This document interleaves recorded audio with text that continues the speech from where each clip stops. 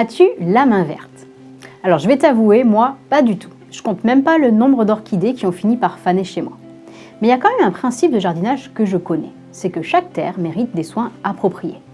Bien oui, on ne va pas utiliser les mêmes techniques selon qu'on ait une terre fertile, un sol avec plein de pierres ou encore un terrain rempli de mauvaises herbes.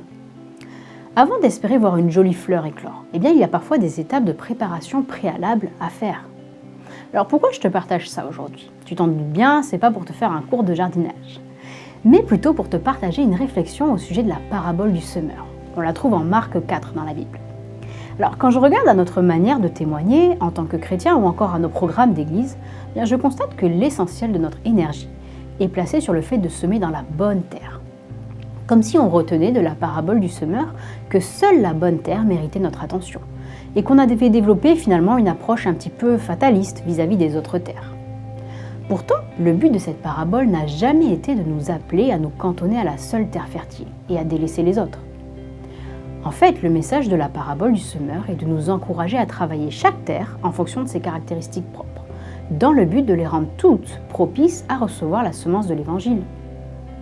Alors pour toutes ces vies au bord du chemin, on peut contrer l'œuvre de Satan qui vient arracher la parole qui a été semée.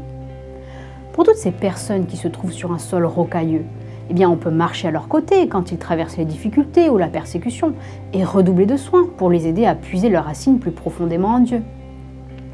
Et pour tous ceux qui se situent parmi les ronces, on peut travailler à disqualifier les attraits et les préoccupations de ce monde qui viennent étouffer la parole de Dieu en eux.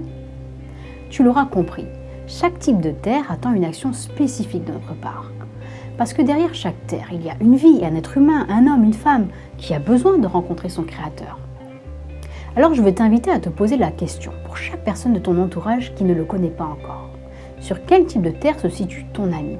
De quels soins a-t-il ou elle besoin? Et si peut-être l'annonce directe de l'Évangile est prématurée par rapport à l'état de sa maturation?